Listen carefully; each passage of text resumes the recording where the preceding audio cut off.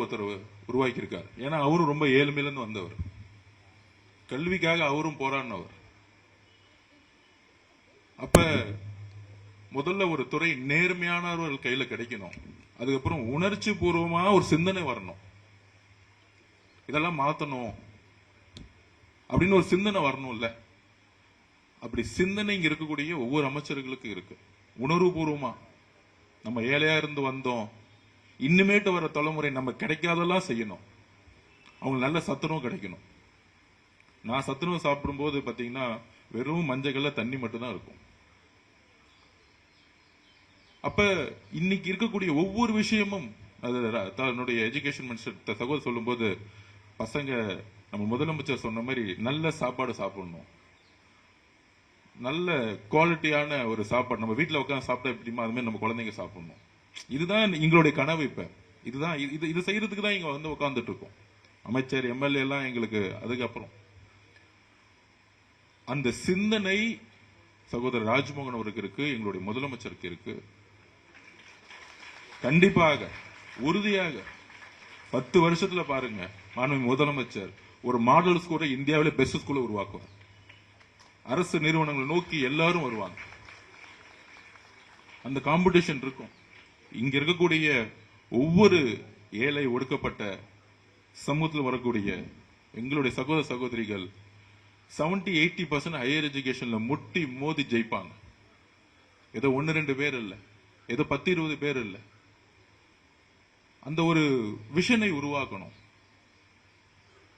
ஏன்னா 60% இருக்கக்கூடிய நம்மளுடைய குழந்தைகள் ஃபீஸ் கட்ட முடியாம, தனியார் நிறுவனங்களுடைய ஃபீஸ் கட்ட முடியாம இங்க வரும் பொழுது அவர்களுக்கு சரிசமமாக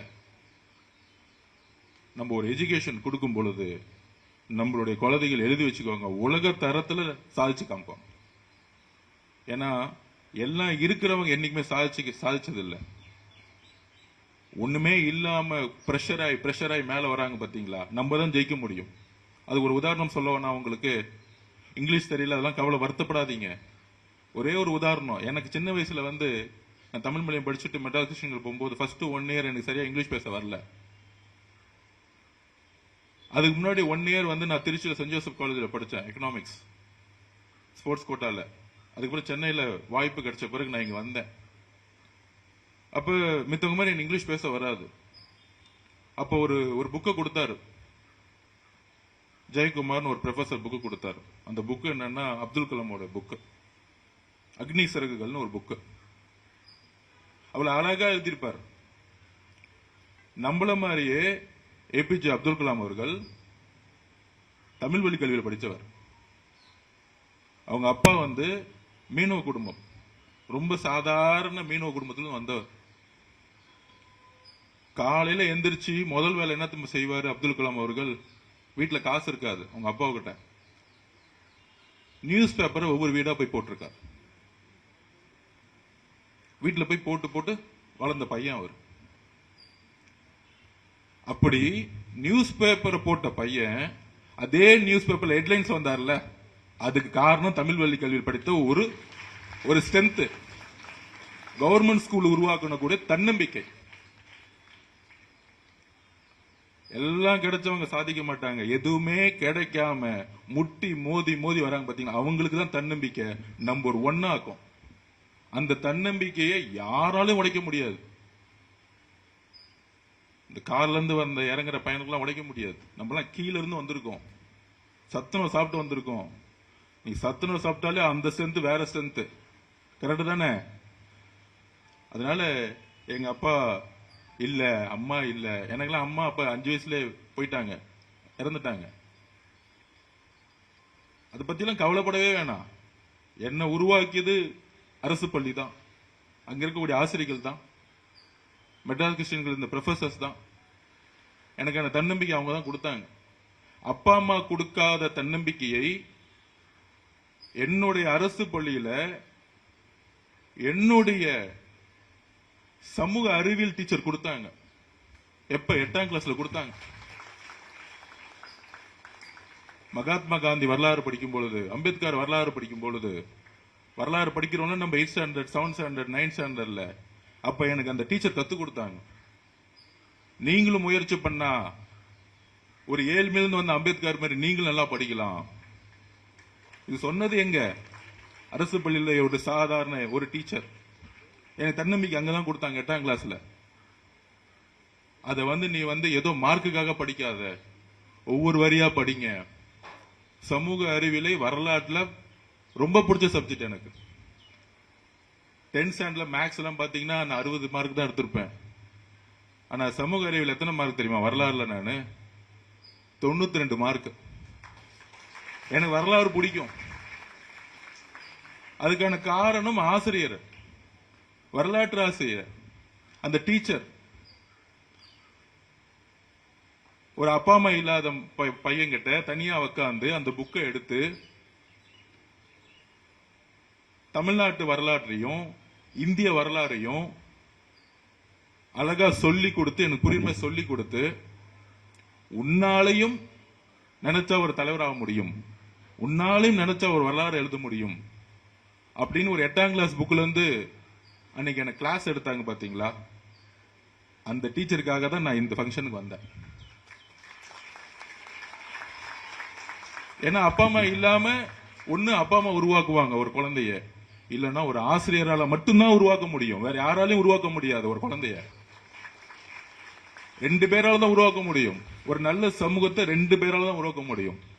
ஒன்னு ஒரு அம்மா, ஒரு அப்பா, இன்னொன்னு ஆசிரியர். இந்த 2 பேரும் தான் ஒரு சமூகத்தையே உருவாக்க முடியும்.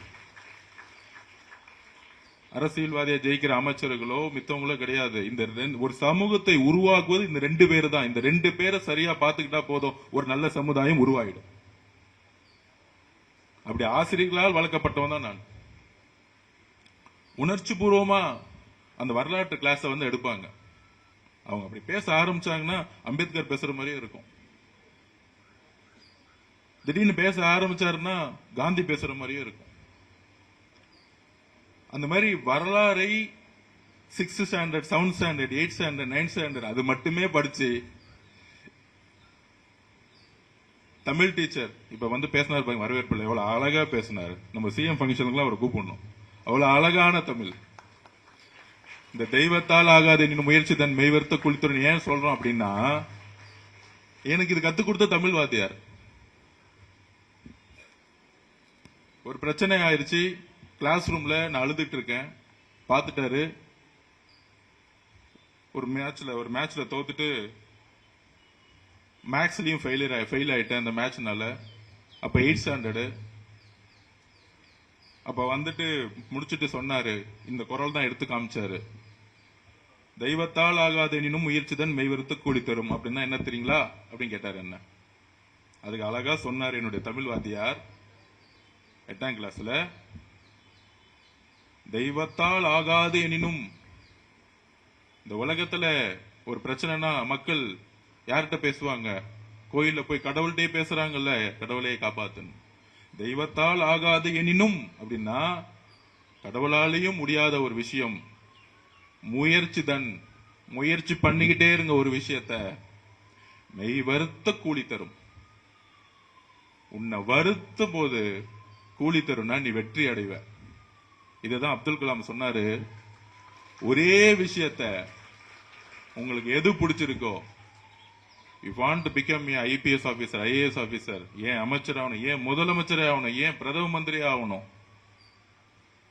இல்ல நான் ஒரு பெரிய சயின்டிஸ்ட் ஆகணும் அப்துல் கலாம் மாதிரி. அப்ப அப்துல் கலாம் ஒன்னு சொல்லுவாரு, கனவு காணுங்கள்.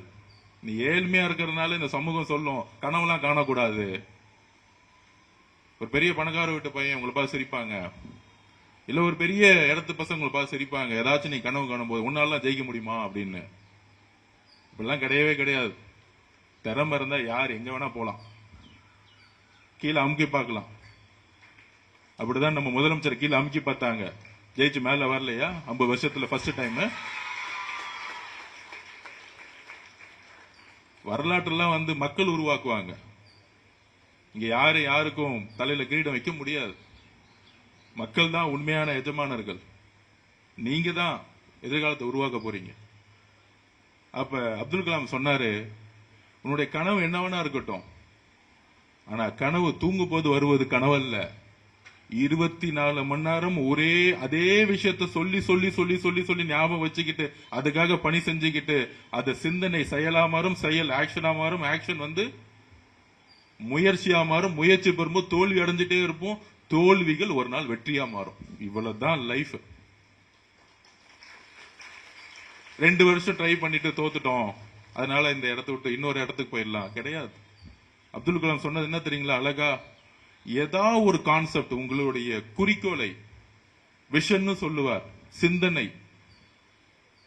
எனக்கு ஒரு குறிக்கோள் இருக்கு, அதுலயும் பெண்கள் சேலஞ்ச் நிறைய இருக்கு. வீட்டை விட்டு வெளியே வந்தா உங்களை பார்த்து சிரிப்பாங்க, உன்னாலாம் ஜெயிக்க முடியுமா? ஒரு ஆணோட அதிகமான அழுத்தம் எங்க அம்மாவுக்கு இருந்துச்சு, அதனாலதான் எங்க அம்மா என்னை விட்டு போயிட்டாங்க.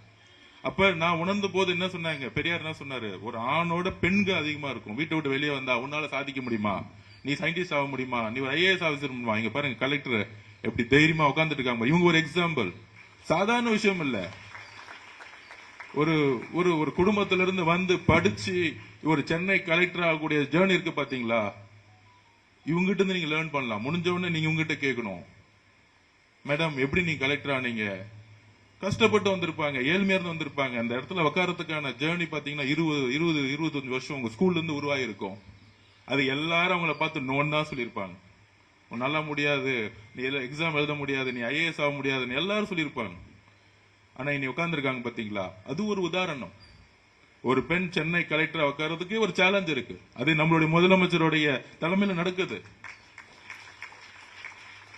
அப்ப அப்துல் கலாம் சொன்ன விஷயம், கனவு காணுங்கள், 24 மணி நேரம் கனவு காணுங்கள், எந்த வரலாற்றையும் உடைக்க முடியும். அவர் சொன்னது என்ன தெரியுமா? இம்பாசிபிள்ங்கிறது ஒண்ணு கிடையாது, முடியாத ஒரு விஷயமே கிடையாது. அக்னி சிறகுகள் படிச்சு பாருங்க. ஒரே விஷயத்தை 10 வருஷம் செய்யுங்க, தோல்வி மட்டும்தான் கிடைக்கும். உங்களை பார்த்து எல்லாரும் சிரிப்பாங்க, முடியாதுன்னு சொல்லுவாங்க. நீ எல்லாம் அதை பத்தி யோசிக்கலாமான்னு நெகட்டிவா பேசுவாங்க. நெகட்டிவிட்டி. 2வது 20 வருஷம் அதுல நீங்க உங்களுடைய அனுபவம் வெற்றியை பார்ப்பீங்க. 2வது 10வது வருஷம்னா 20 வருஷம். 3வது 10 வருஷம் அதை திருப்பி திருப்பி செஞ்சுட்டே இருங்க, வெற்றி அடைவீங்க. 4வது 10 வருஷம் 40வது விஷயத்துல அந்த ப்ரொஃபஷனல் நீங்க நம்பர் 1 இருப்பீங்க. உங்களை மீறி யாரும் ஜெயிக்கவே முடியாது. இதுதான் ஃபில்டர். எல்லாரும் ஓடும் நினைக்கும் பொழுது, 10 கிலோமீட்டர் ஓடும் நினைக்கும் போது 100 பேர் வரும்போது கடைசியில் ஒருத்தன் ஜெயிக்கிறாங்க பாத்தீங்களா? அந்த ஒருத்தருக்கு தான் வில் பவர் அதிகம். அந்த வில் பவர் எங்க இருந்து வருதுன்னா, 10 வருஷம் ஓடிக்கிட்டே இருந்திருப்பாங்க, திடீர்னு ஓட முடியாது. நான் 13 வயசுல என்ன ஒரு தமிழ் ஆசிரியம் வரலாற்று ஆசிரியம் போய் லைப்ரரியில் விட்டாங்க. 15 வயசுல பொலிட்டிக்ஸ் பிடிக்கும். அப்ப MCC college, Madras Christian college வந்து பொலிட்டிக்கல் படிக்க நினைச்சேன் 15 வயசுல. நீங்க இன்னைக்கு அதை யோசிக்கணும். ஸ்போர்ட்ஸ் 11 வயசுல சூஸ் பண்ணோம். என்னுடைய ஸ்ட்ரென்த் என்ன? Sports and politics. இன்னைக்கும் அதை மட்டும்தான் நான் செஞ்சுக்கிட்டே இருக்கேன், திருப்பியும் ஒரே விஷயம் தான். 15 வயசுல இருந்து இன்னி வரைக்கும் இந்த 2 விஷயத்தை நான் செஞ்சுக்கிட்டே இருக்கிறேன். புதுசா ஒண்ணு ஸ்போர்ட்ஸை பத்தி எனக்கு யாரும் சொல்லிக் கொடுக்க வேண்டிய அவசியம் இல்லை. உங்களை மாதிரியே அரசு என்னை வளர்த்ததே கவர்மெண்ட் தான். நான் ஒரு அரசு பள்ளி மாணவன், ஸ்போர்ட்ஸ் கோட்டால படிச்சு வளர்ந்தவன். மேடம் ஜெயலலிதா ஸ்கீம்ல, நேரு ஸ்டேடியத்துல அரசு தான் என்ன தடுத்துடுச்சு. அதனாலதான் இன்னைக்கு மேடம் கூப்பிட்டவனே, சகோதரர் கல்வி அமைச்சர் கூப்பிட்டோன்னே எடுத்தவொடனே இங்க வந்தேன். நான் உங்களை எல்லாம் பார்க்கணும், என்ன மாதிரி பில்டிங் கட்டணும், இங்க நம்ம முதலமைச்சர்கிட்ட சொல்லி இந்த 200 வருஷம் ஸ்கூலை நம்ம அடுத்தது எப்படி உலக தரத்துல உயர்த்தணும், உங்களுக்கு என்ன வேணும் முடிச்சிட்டு மேடையில் பேசுறதில்ல, உங்களெல்லாம் பேசிட்டு நான் அமைச்சர் இங்க வந்து பார்த்துட்டு சத்துணவு கூடத்துக்கெல்லாம் போயிட்டு உங்களோட இருந்துட்டு இந்த ஸ்கூலை எப்படி மாத்தணும், இது மாதிரி ஒவ்வொரு ஸ்கூலையும் எப்படி மாத்தணும், உங்களுடைய கனவுகள் எப்படி நடக்கணும். ஒரு கவர்மெண்ட் ஸ்கூல்ல படிச்சவங்க பெரிய சயின்டிஸ்ட் ஆக முடியாதா? கவர்மெண்ட் ஸ்கூல்ல படிச்சவங்க நாளைக்கு ஒரு பெரிய மினிஸ்டர் ஆக முடியாதா? ஒரு பெரிய ஐஏஎஸ் ஆஃபீஸ் முடியாதா? ஐபிஎஸ் ஆஃபீஸர் முடியாதா? அந்த விதையே அதிகமா கொண்டு போகணும். அதோட சேர்ந்து அமைச்சர்கிட்ட ஆல்ரெடி நம்ம பேசியிருக்கோம். தமிழ்நாடு ஃபுல்லா ஸ்போர்ட்ஸை வந்து ஈக்குவலா கொண்டு வரணும். அது என்ன, வாரத்துக்கு 2 பீரியடு நான் முதலமைச்சர்கிட்ட சொல்லி வாரம் ஃபுல்லா ஸ்போர்ட்ஸ் பீரியட் நடக்கணும். டெய்லி நடக்கணும், டெய்லி நடக்கணும். பாரு, இங்கேயே சவுண்ட் கொடுத்துட்டாங்க. மேத்ஸ் கிளாஸ் டெய்லி நடக்குது, கரெக்டா? சயின்ஸ் கிளாஸ் டெய்லி நடக்குது, கரெக்டா? இங்கிலீஷ் கிளாஸ் கரெக்டா நடக்குது, தமிழ் கிளாஸ் நடக்குது, எல்லா கிளாஸும் நடக்குது. அது பிடி விட்டு வாரத்துல 2 நாள், அதுவே தப்பு. அப்ப அமைச்சர் வந்து முதலமைச்சர்கிட்ட சொல்லி டெய்லியும் பிடி பீரியட் கொடுக்கணும். ஏன்னா நம்ம உடல்ல பாத்துக்கிறதும் ஒரு சயின்ஸ் தானே. புக்க படிச்சுக்கிறது ஒரு பயாலஜி சயின்ஸ், புக்க பாத்துக்கிறோம். நம்ம விளையாண்டாலே பயாலஜி கிளாஸ் வந்துருது, எப்படி விளையாடணும், எப்படி ஓடணும்னு. சோ பிராக்டிகல் கிளாஸ் டெய்லி வேணும்ல. நான் ஸ்போர்ட்ஸ் கோட்டால இருந்து ஸ்போர்ட்ஸ்லயே படிச்சு கவர்மெண்ட்ல நான் ஃபீஸ் கட்டதே இல்லை, எல்லாமே கவர்மெண்டே எனக்கு ஸ்காலர்ஷிப்ல கொடுத்துட்டாங்க. சோ ஸ்போர்ட்ஸ் விளையாண்டாலும் பெரிய பெரிய காலேஜ் போலாம் ஸ்போர்ட்ஸ் கோட்டால. அப்ப 6000 பிசிக்கல் டீச்சர்ஸ் இருக்காங்க, 6000 பிசிக்கல் டீச்சர்ஸ் இருக்காங்க. நாங்க அவங்ககிட்ட அமைச்சர்கிட்ட கேட்டுக்கிறோம், 6000 பிசிக்கல் டீச்சர்ஸ் ஸ்போர்ட்ஸ் டிபார்ட்மெண்ட்ல கொடுங்க. அவங்களுக்கான ஒரு விஷனை செட் பண்ணி எப்படி கவர்மெண்ட் ஸ்கூலுக்கு பசங்க எல்லாம் ஒலிம்பிக்ஸ் ஓட வைக்க போறோம் அடுத்த 15 வருஷத்துல. இதுதான் பிளான். 6000 பேர் பிசிக்கல் டீச்சர் வச்சு இங்க இருந்து என் பொண்ணு ஒலிம்பிக்ஸ் போன ஸ்பைக்க போட்டு 100 மீட்டர்ல இங்க இருந்து ஹீரோ போய் என் பொண்ணு ஸ்விம்மிங் பண்ணணும். இதுதான் எங்களுடைய கனவு.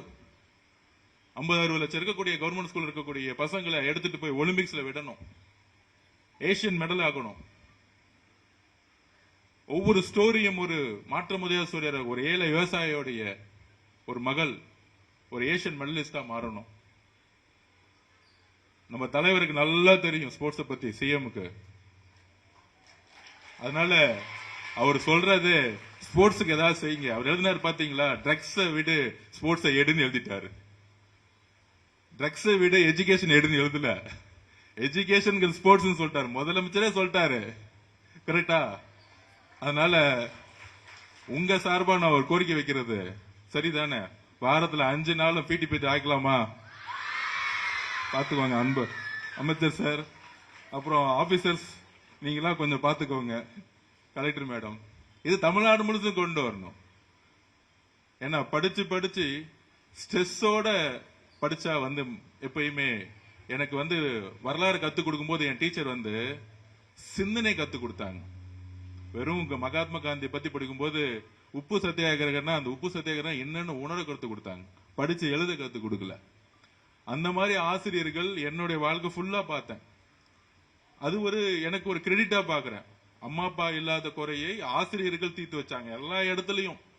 என்னுடைய ஸ்போர்ட்ஸோடைய கோச்சா இருக்கட்டும், அடுத்தது ஸ்கூல் டீச்சர்ஸா இருக்கட்டும், காலேஜ்ல இருந்த ப்ரொஃபஸரா இருக்கட்டும், எல்லாருமே நான் வந்து ஃபர்ஸ்ட் ஸ்டாண்டர்ட்ல இருந்து காலேஜ் முடிக்கிற வரைக்கும் என்ன எந்த இடத்துலயுமே என்ன தத்தெடுத்து வளர்த்ததே என்னுடைய டீச்சர்ஸும் ப்ரொஃபசர்ஸ் தான். அதனாலதான் நான் எப்பயுமே எங்க அம்மா அப்பாவுக்கு கொடுக்க வேண்டிய மரியாதையை, இருந்தா கொடுக்க வேண்டிய மரியாதையை என்னுடைய டீச்சர்ஸுக்கு கொடுப்பேன். சோ அதனால அப்துல் கலாம் சொன்ன மாதிரி எந்த விஷயத்தையும் நம்ம சாதிக்க முடியும். ஆனா இன்னிலிருந்தே யோசிப்போம், 10-12 வயசுல இருந்தே நான் என்ன செய்ய போறேன், அந்த கனவுகளுக்கு நாங்கெல்லாம் இருக்கிறோம். அண்ணா நான் இது செய்யணும்னு, எங்க அப்பா ஆட்டோ டிரைவரு, எங்க அம்மா வந்து வீட்டு வேலை பண்றாங்க, அதெல்லாம் கவலைப்படாதீங்க, எதை வேணாலும் மாத்த முடியும். இதுக்கெல்லாம் தான் நாங்க இருக்கிறோம். முதலமைச்சர் நம்மளுடைய சிஎம் இருக்கிறாரு. இன்னுமேட்டு தைரியமா கனவு காணுங்கள். அப்துல் கலாம் சொல்ல மாதிரி ஒரு பெரிய வரலாற்றை உருவாக்க. நன்றி, வணக்கம்.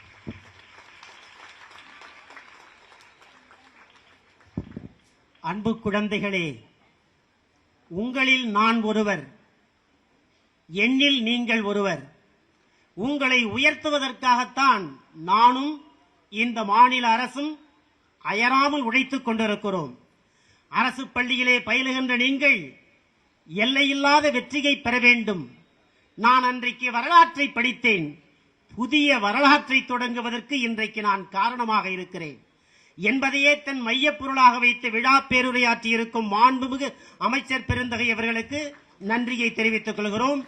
தொடர்ந்து பெருமதிப்பிற்கும் மரியாதைக்கும் உரிய சென்னை மாவட்டத்தினுடைய முதன்மை கல்வி அலுவலர் திரு மு. கபீர் அவர்களை நன்றி